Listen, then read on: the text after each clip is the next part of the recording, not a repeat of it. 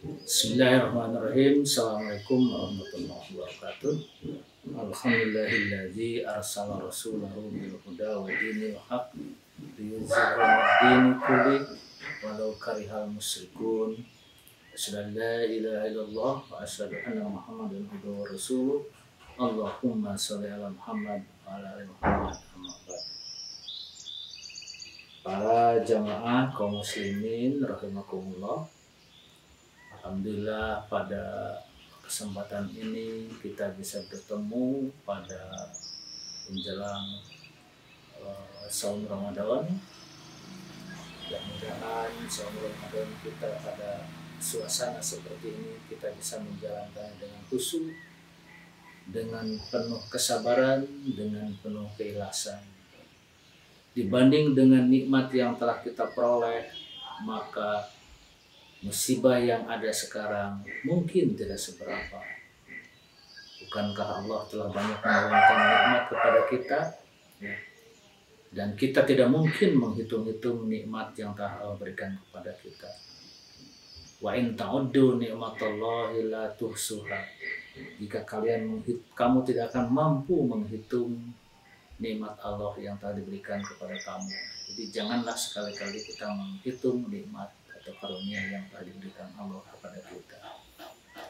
Panitia meminta saya membahas tentang jahiliyah pada umumnya. Jadi dalam konteks kekinian, apakah sifat-sifat jahiliyah atau masa jahiliyah itu masih nampak atau tidak? Rasulullah sendiri diutus, beliau mengatakan, innama bu'istu li utammima makarimal akhlaq. Rasulullah diutus itu adalah untuk memperbaiki akhlak manusia pada umumnya. Akhlak manusia yang waktu itu digambarkan sebagai sekelompok masyarakat yang tidak beradab, ya.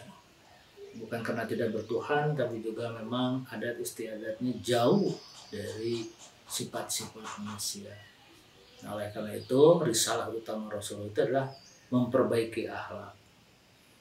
Jelang 1400 tahun kemudian, setelah Rasulullah berhasil membangun kebudayaan, membangun akhlakul karimah di Madinah dan menyebar hampir ke seluruh dunia, maka apakah sifat-sifat jahiliyah tersebut masih ada atau tidak? Ternyata kalau kita membaca Al-Quran, ya, paling tidak saya menemukan ada 4 tempat yang membahas tentang sifat-sifat jahiliyah. Ya. Pertama dalam surat Al-Imran ayat 154. Walaupun ayat itu menjelaskan atau menukilkan riwayat perang Uhud, tapi di sana juga kaum muslimin mendapat tekanan besar dari kaum musyrikin dalam perang tersebut sehingga timbul keraguan. Apakah betul Allah akan menolong atau Allah akan membiarkan? Apakah betul Allah itu ada? Nah ini surat Al-Imran ini menekankan bahwa kalau masih ada keraguan dalam diri kita tentang keberadaan Allah, itulah sifat-sifat jahiliyah. Kemudian dalam firman Allah juga tentang di dalam surat Al-Maidah ayat 50 dikatakan ya abhukmal jahiliyah yabghuna wa man ahsanu minallahi hukman liqaumi yuqinun. Apakah mereka mau mencari hukum jahiliyah? Siapa yang lebih baik hukumnya bagi orang yang yakin? Jadi Allah mengkritik manusia, ya, yang mencoba meninggalkan hukum-hukum yang telah Allah berikan. Ya. Dalam kehidupan sehari-hari kita sering membandingkan atau malah ada yang secara sinis mengatakan bahwa syariat, terutama syariat Islam itu adalah syariat yang sangat ketinggalan zaman, kejam, ya, dan tidak bisa menjangkau perkembangan masyarakat. Nah ini sungguh suatu pendapat yang sangat keliru, ya. Jadi malah Al Hasan Al Basri mengatakan man hakama bi ghairi hukmillah fahakama jahiliyah. Artinya siapa yang berhukum dengan selain hukum Allah, itulah berhukum dengan hukum jahiliyah. Nah, kondisi sekarang saya kebetulan sarjana hukum, betul sebagian dari perundang-undangan kita kalau dalam konteks seperti ini ada yang bersifat jahiliyah, tapi juga ada yang sudah mengikuti nilai-nilai Islam walaupun namanya bukan hukum Islam. Ya. Banyak dalam hukum kita juga yang sudah mengikuti dalil usul fikih itu tentang al-maqasid as-syar'iyyah al-khamsah, 5 tujuan dari hukum Islam. Ya. Hifdzu ad-din, menjaga jiwa agama, hifdzu mal, menjaga harta, hifdzu aqli, menjaga akal, hifdzu nasbi, menjaga nasab, dan hifdzu nafsi, menjaga jiwa. Ya.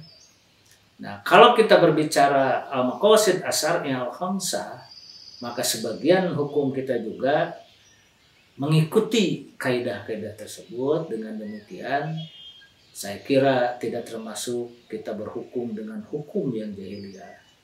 Tapi juga betul kita akui bahwa ada hukum-hukum yang bernilai atau berwatak jahiliyah. Itu kita akui. Oleh karena itu kewajiban kita sebagai umat Islam untuk selalu mendorong agar nilai-nilai hukum Islam itu masuk ke dalam perundang-undangan kita.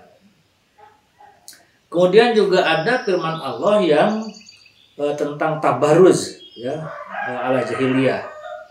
Nah, ini dalam surat Al-Ahzab 33 dikatakan, hendaklah kamu tetap di rumahmu dan janganlah kamu berhias dan bertingkah laku seperti orang jahiliyah yang dulu, dan tegakkanlah salat. Nah, ini tentang tabarruj itu adalah misalnya kita berdandan, ya, wanita berdandan, wanita bersolek tapi tidak mengikuti kaidah-kaidah syar'i, ya. Jadi bersolek itu bukan untuk suami tetapi untuk orang lain. Nah, ini adalah sifat-sifat jahiliyah, ya, yang masih ada melekat, malah mungkin berkembang sekarang ini di negara kita, ya. Nah, padahal Al-Quran sudah memberikan batasan bahwa yang boleh ditampakkan itu adalah wala yubdina zinatahun illa ma zahara minha, dan janganlah mereka menampakkan perhiasannya kecuali yang biasa nampak daripadanya. Nah, ini banyak kritik, banyak hal yang harus diperbaiki, terutama di lingkungan jamaah akhwat, bahwa berpakaian muslim itu, menutup aurat itu juga tidak menampakkan lekuk-lekuk tubuh sehingga menjadi aurat. Dan sifat-sifat seperti itu adalah sifat-sifat yang jahiliyah. Jadi sebetulnya para akhwat ini kalau tidak betul-betul sangat perlu, lebih baik berdiam di rumah. Kemudian ada hal yang sifat dari jahiliyah itu zaman sekarang itu adalah sifat kesombongan, ya, fanatisme golongan. Ini bisa kita lihat dalam surat Al-Fat ayat 26, ya. Jadi tentang di situ tentang perjanjian Hudaybiyah antara Rasulullah dengan kaum musyrikin, ya. Dan dari sini terlihat bahwa mereka itu bertindak sombong, ya. Mereka merasa menang, bahwa mereka berhasil dalam pikirannya menipu Rasulullah, walaupun pada akhirnya terbukti bahwa perjanjian Hudaybiyah ini menguntungkan umat Islam. Dengan demikian berarti ada 4 perkara jahiliyah, ya, yang disebutkan di atas yang masih nampak sekarang. Pertama, prasangka jahiliyah, ya, itulah suudzon kepada Allah, ya, yang merupakan lambang kerusakan hati dan akidah. Kita tidak percaya kepada Allah, kita hanya mengatakan bahwa Allah bersama kita, padahal hati kita ragu. Ya, mulut saja yang mengatakan Allah bersama kita. Kedua, hukum jahiliyah. Jadi hukum jahiliyah itu adalah hukum yang betul-betul jauh dari nilai-nilai syariat Islam. Dan ketiga, tabarruz jahiliyah, pamer keindahan tubuh di tengah masyarakat. Nah, ini adalah lambang kerusakan wanita. Jadi wanita-wanita yang berdandan, tidak menangguhkan syariat, itulah sifat tabarruz jahiliyah. Dan yang keempat adalah fanatisme jahiliyah, yaitu cinta dan benci karena golongan, memberikan pembelaan karena kepentingan golongan, sehingga rela menolak kebenaran demi golongan. Itulah yang disebut dalam kita adalah pandangan sempit. Kita selalu membela dengan taklid asal golongannya merasa orang benar. Nah, itu kesimpulan beberapa hal yang masuk dalam kategori sifat-sifat jahiliyah pada zaman sekarang. Nah, kemudian siapa yang disebut orang jahiliyah? Ya. Jadi tidak hanya orang-orang zaman dulu kaum musyrikin di Mekah, tapi juga bisa saja orang modern seperti sekarang ini, seperti kita sekarang ini mempunyai sifat-sifat kejahiliahan. Ya. Jadi setiap orang yang tidak mengikuti Al-Quran dan As-Sunnah, enggan mentaati Allah dan Rasulnya, dan berpaling pada adat dan tradisi nenek moyang dalam masyarakat kita yang bertentangan dengan syariat, itulah orang jahiliyah dan itulah sifat-sifat dari jahiliyah, ya, yang akhirnya akan meruntuhkan keimanan dan keislaman kita. Itu saja kultum Ramadan pada kesempatan ini. Sekali lagi mudah-mudahan Ramadan kita diterima atau kita bisa melewatinya dengan baik, dengan kesabaran, dengan keikhlasan, dan tentu saja ibadah kita selama Ramadan diterima oleh Allah Subhanahu wa taala. Selamat menjalankan ibadah saum Ramadan. Billahi taufiq wa hidayah. Assalamualaikum warahmatullahi wabarakatuh.